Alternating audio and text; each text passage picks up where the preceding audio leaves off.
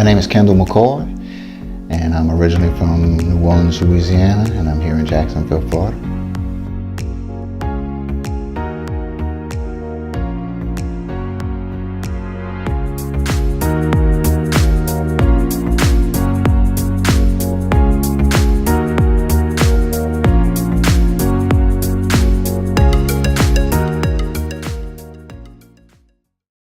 I was arrested in 2015 in August. I was working a part-time job at the time, and I was going through a real deflated, dark time. I had lost one of my full-time jobs, and a lot of my thought processes during that time wasn't as concrete enough to make formal and professional decisions. So based on instinct and irrational decisions, irrational behavior, I got a felony for shoplifting and grand theft. And it was a very uncomfortable thing to realize was happening. And as a result of the arrest, the impact of me having my first and only felony, I didn't realize all the domino effect of everyone else that it was going to impact by my idiotic and oftentimes non-forecastable decision-making process. And it was a very challenging time for me during that period because I didn't think down the line on how many people would be impacted by my decision-making. And irrational decisions, irrational behavior led to a lot of behavior patterns that were the results of being depressed. And that's another reason why I feel so adamant about the mental health benefits to re-entry. It takes me back to my judge when she realized, she read my record, read what happened, read how long I was with the employer. She said, hey, you were here for 2 years with a stellar record without any situations. What happened? And I didn't really have a standard answer for her. I mean, I could take the cop-out route and say I lost my job and I just needed some money, but nobody wants to hear that. And I could look at it afterwards now, after 2 years of probation successfully served, after nearly $2,000 of restitution, still have to pay back. I think that's way better than having to still be in jail and don't have a job and all of this. Now, the felony's not going away, but I am employed. I am, by the grace of God, working back in my field, and I am off of the 2 years of probation. So I think that the sentence that was allocated to me gave me enough time during those 2 years to realize what was really serious about my future and take the time and invest it going forward. So I feel it was a great opportunity for me to successfully serve that time, and I don't have a problem with it at all. Met one guy in there, and he was talking about the crime that he did and how the judge had told him he was a career criminal, and she felt that he wasn't getting out. So the turning point was, it made me aware that when somebody says something to you in their idea of what your future is, it's your choice to take on that ownership and succumb to what they're saying, or to take what they're saying for face value and build off that. And the guy just didn't build off it. He said, yeah, man, my judge says I'm a career criminal. I'm all right with that. You know, he just kind of flatlined and became comfortable with the expectation of someone else expecting him not to do anything else with his life. And him being 10 feet away from me saying that, it really woke me up to realize that the subconscious expectation of someone else could permeate someone else really easily and lock in and add like these blinders to where you can't even see the optimism because someone else is encouraging you not to. Mm-hmm. And we're just talking. You know, there's nobody there to say, I don't want to say this to you, I don't really know you, why I couldn't say that. No, it's just a real relaxed conversation. And to this day, I never saw the guy again, but I remembered that impact on how someone else's expectation or lack thereof puts you in a position to make a choice to not expect to do anything better. And that was a real turnaround time for me.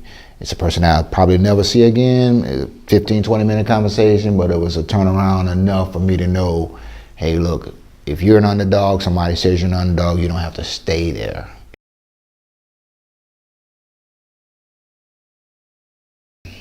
Ironically, the Lord definitely works in different ways, and instead of it being a mystery to me, half of the story was already solved because I still was alive. I mean, through my transition through Katrina for those 3 to 4 days, seeing bodies washed through the streets and different things, it just was a great awareness to realize that you were still alive. So that was half of the beginning of being excited on what's next. And then the next part was the exodus. Okay, well, where am I going? How do I get out of here? What's the next step beyond now? And my story kind of started with a car that I had during that time. It was my old sister's car, and it was a 2-door hatchback car. It was very small, but it was concealable.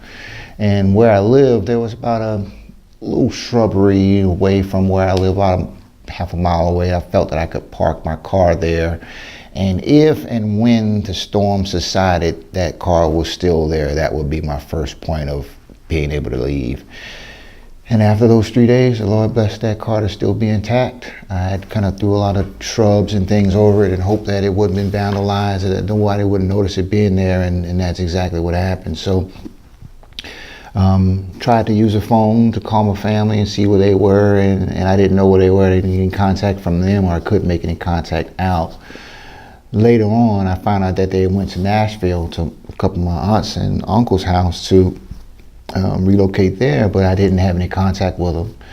So I was in a relationship with a lady at the time, and she lived in Jacksonville and I lived in New Orleans, and she was the only way I could communicate.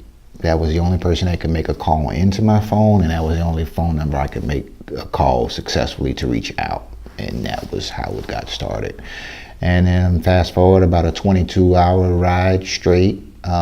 They encouraged straight on the radio because they didn't want you to stop at any of the rest stops or anywhere where you felt you might have been vulnerable to being in that type of tragedy at that time. And got to Jacksonville, and that was my first day in Jacksonville as a resident going forward.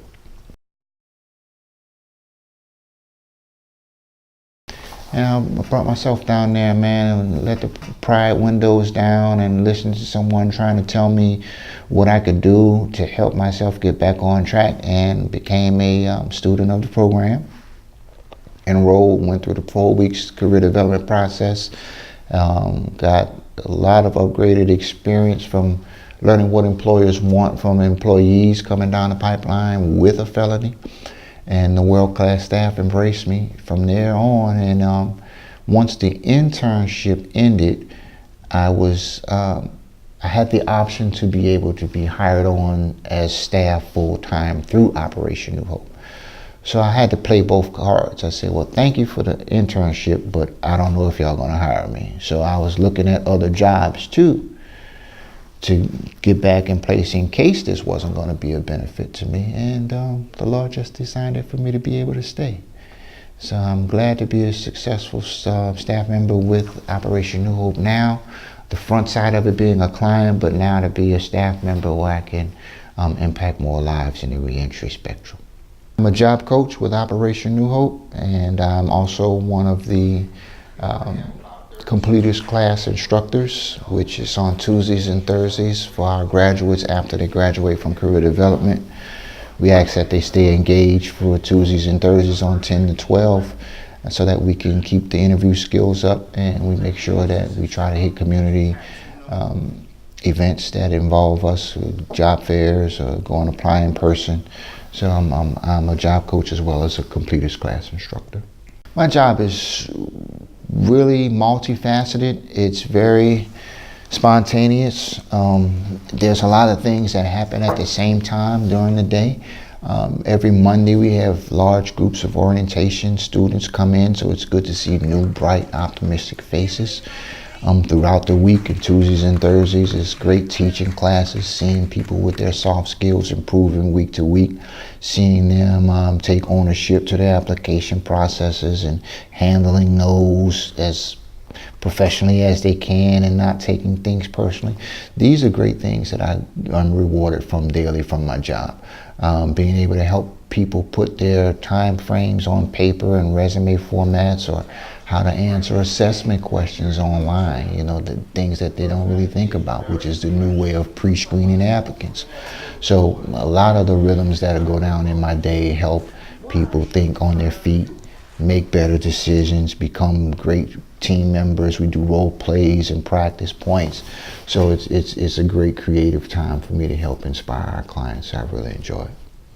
Most recently, in the election for Amendment 4, the reentry conversation is getting picked back up again. And with those 1 to 1.5 million people being such a game changer in the voting benefit to the upcoming elections, that's a nationwide clause of conversations, and I definitely want to be a part of that. I was so glad to have the opportunity to go to Orlando recently as a sponsorship through Operation New Hope, that I was able to see firsthand the Florida Rights Restoration Act a couple of months before the drive home for November 6th. So I got a chance to see all these folks from all over the nation who were in support of rights restoration, and won a scholarship, got a scholarship opportunity through Operation New Hope, and that re-inspired me to be more impactful in the reentry community. So in the next 5 years, man, sky's the limit. But helping as many more folks in the reentry spectrum as I can, through the arts, through fashion, through print media, through online, through entrepreneurship. I don't know how it's gonna happen, but that's the kind of stuff that I'm thinking about. I do have a care project that I'm working on about reentry in the arts. I've done some research online where I've noticed that reentry, what happens after reentry is the hope and the auspice that the person will be successful. But what I've noticed behind the wall is that there's arts programs that encourage citizens before coming back to society to keep those arts ideas up. But I don't see a lot of things for when they come back to society, art-based, to keep those ideas going. So one of the inspiring things for me kind of is thinking about an arts collaboration with some symposium to kind of connect the dots on reentry, arts, and mental health. But in the next 5 years, man, I want to be one of the top reentry folks in the nation. And right now, I'm studying those people online. They don't know me yet, but whoever's out there as a reentry specialist in the nation, I need to meet them. How could I look in the mirror and tell myself I'm my own biggest competition and really believe it? And not let the folder or the paperwork dictate who I think I am, and give myself a daily dose of resetting back to zero every day. And for myself, that's hard. And I know for men at large, it's very hard because we don't discuss these kinds of things a lot. It's a mental health thing. So you can have the war going on inside, man, and no one knows. But when you look in the mirror, you can't run away from that guy. So changing my idea of what the felony impact was to my career that I worked so hard for, I had to forgive myself. Yes, I made a mistake. Yes, I brought a scarlet letter to my family. However, the end is not here. This too shall pass, and you can start again.